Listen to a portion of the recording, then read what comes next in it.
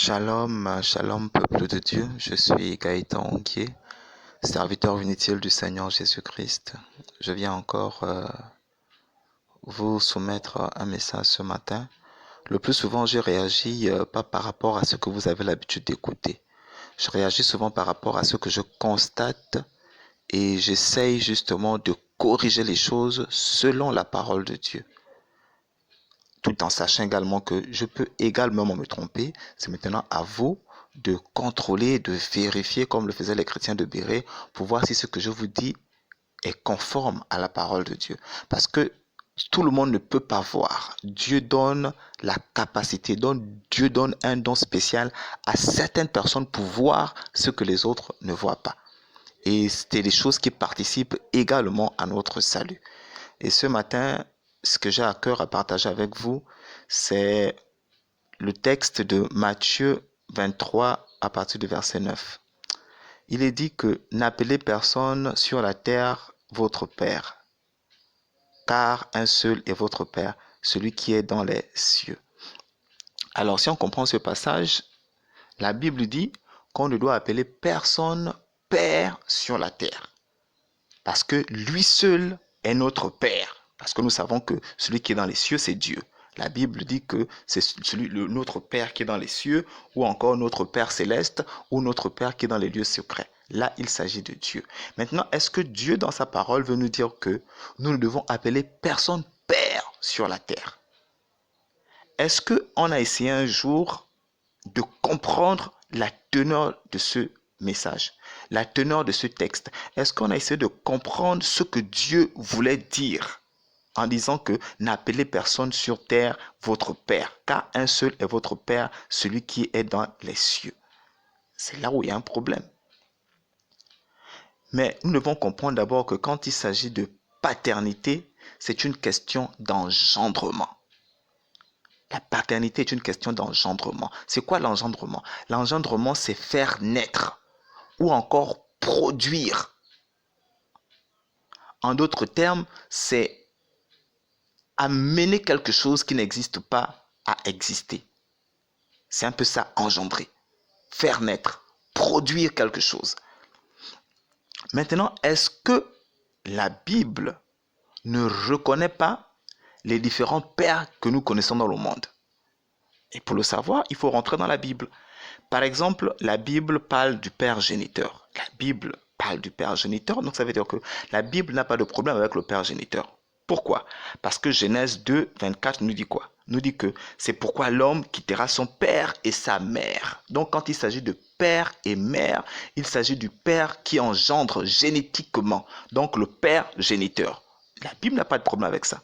Donc ça veut dire que n'appeler personne père sur la terre n'a rien à voir avec le père géniteur, parce que le père géniteur est biblique. Celui qui engendre génétiquement, c'est ton père, celui qui est ton père de sang. Donc la Bible le reconnaît comme père, donc tu peux l'appeler père, il n'y a pas de problème à ce niveau. Maintenant après, on a également dans la Bible, on voit également le père en tant que patriarche. Le patriarche est celui qui engendre, celui qui fait naître un mouvement. La Bible nous parle de patriarche. Par exemple, on peut lire Exode 3,15. Dieu dit quoi? La Bible dit que Dieu dit encore à Moïse, tu parleras ainsi aux enfants d'Israël, l'Éternel, le Dieu de vos pères, le Dieu d'Abraham, le Dieu d'Isaac et le Dieu de Jacob. Donc ça, c'est des précurseurs. Donc la Bible également reconnaît le père en tant que précurseur. La Bible reconnaît le père en tant que patriarche. Et dans la Bible, on reconnaît beaucoup de patriarches. Noé également est un patriarche. Il y a également les enfants, les Sèmes et tout ça là qui sont les pères de ceux qui habitent sous les tentes. Les pères, ça c'est des patriarches par exemple. Donc la Bible reconnaît le père en tant que patriarche. Ça pose pas de problème. La Bible également reconnaît le beau-père, parce que le beau-père on l'appelle père. Ça c'est pas un problème, parce que la Bible dit également encore dans Exode 6, on va lire, il fit dire à Moïse, ton beau-père Jéthro, je viens vers toi avec ta femme et ses deux filles.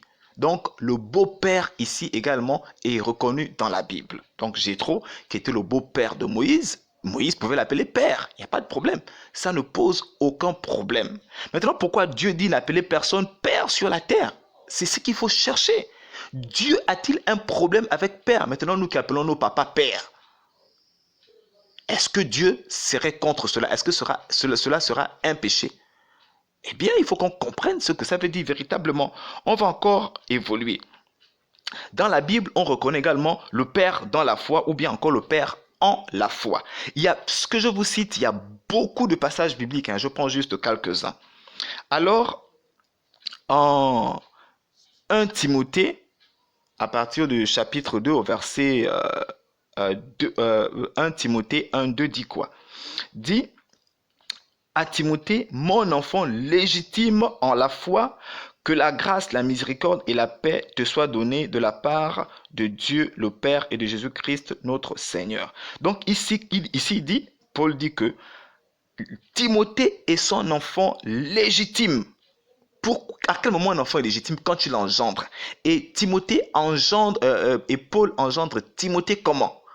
Dans la foi. Ça veut dire quoi? Ça veut dire que que Paul est celui qui a déclenché la foi de Timothée.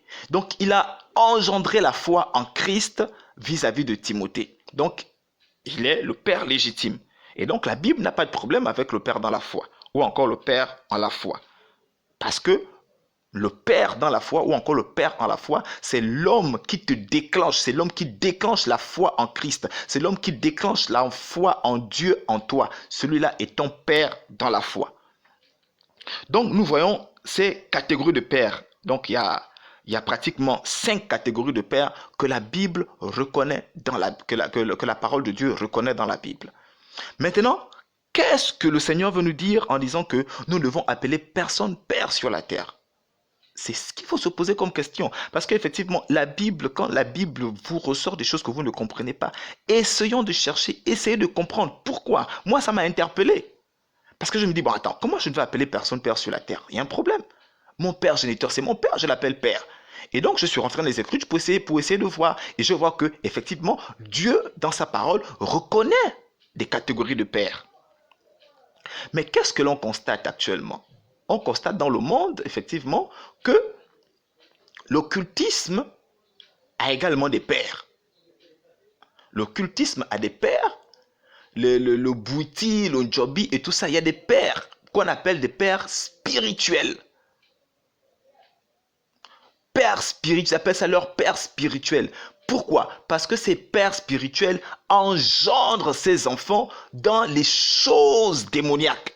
Vous savez, vous voyez un peu? Donc le père spirituel a cette capacité dans l'occultisme de gérer l'esprit de son enfant spirituel. C'est pourquoi il faut comprendre ce que veut dire mot spirituel. Spirituel vient du latin spiritus, qui veut dire esprit. Donc quand on parle de père spirituel, on parle de père dans l'esprit ou de père en l'esprit.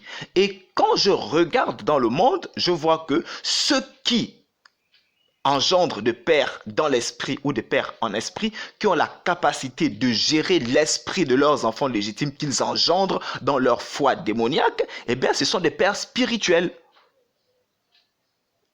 Maintenant, dans l'Église, dans le corps de Christ, est-ce qu'on peut parler de père spirituel? Justement, c'est là où il y a un problème, justement.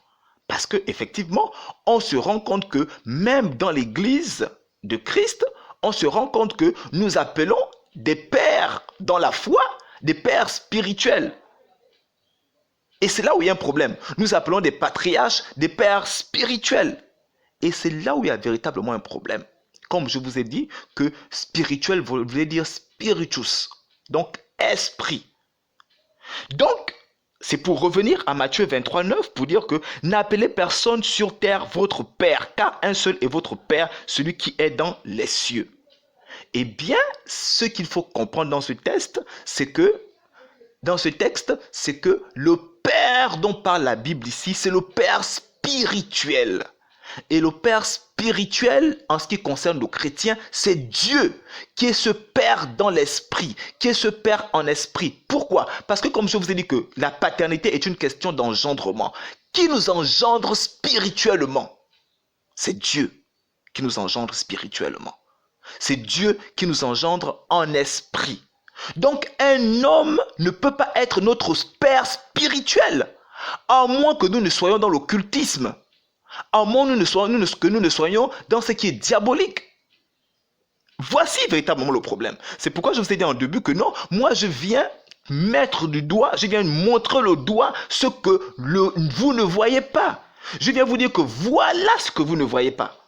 Donc, il faut faire un rétro-pédalage. Il faut vous repentir par rapport à ces choses qui sont rentrées dans l'église et qui n'appartiennent pas à l'église.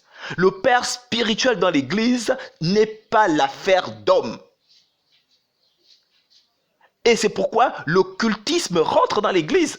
Le père spirituel, c'est dans la franc-maçonnerie. Le père spirituel, c'est dans les traditions occultes, dans les trucs ésotériques, dans les rites initiatiques. C'est là où on a des pères spirituels.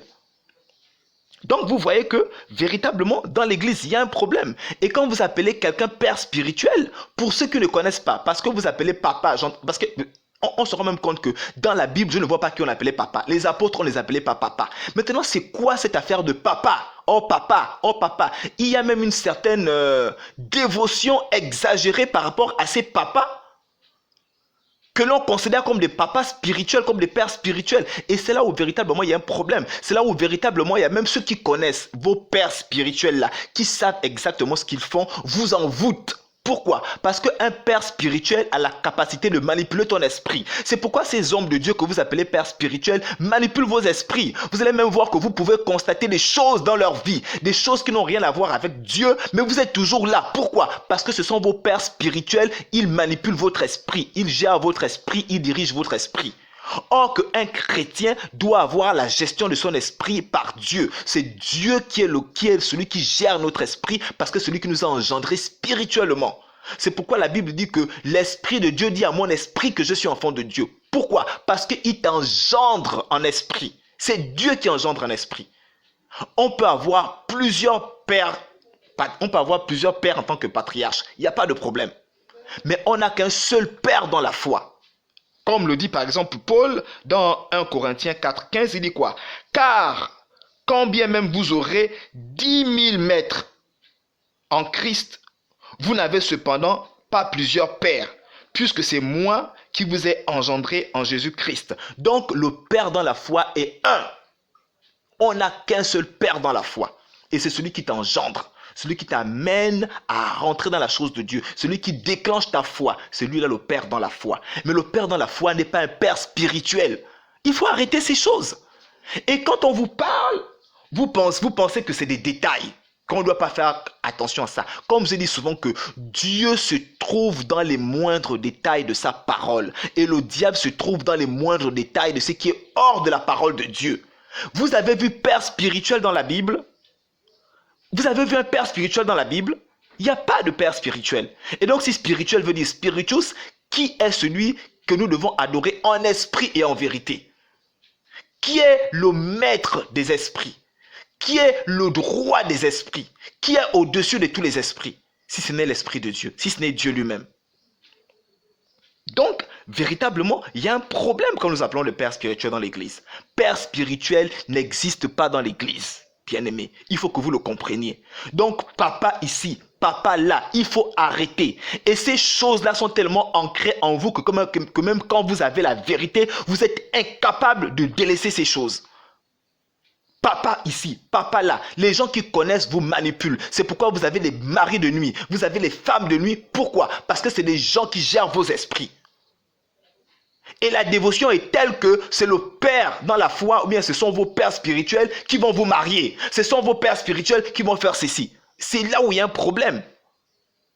Donc véritablement ce matin, je vous invite véritablement à bien méditer ce message. Réfléchissez-y, prenez la parole de Dieu, confrontez la parole de Dieu et vous allez voir que aucun père spirituel n'existe dans la Bible.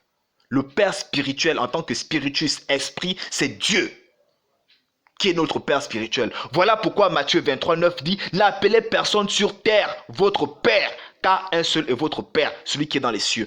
Père ici est mis pour père spirituel. Donc arrêtons avec les papas ici, papas là. Vous vous mettez sous le contrôle spirituel de ces hommes-là, dits hommes de Dieu. Il y en a qui le font par manque de connaissance, c'est vrai, mais il y en a qui savent exactement ce qu'ils font. Eh bien, comme j'ai envie souvent de faire des petites vidéos, je vais m'arrêter là. Que Dieu vous bénisse dans le précieux nom de Jésus-Christ.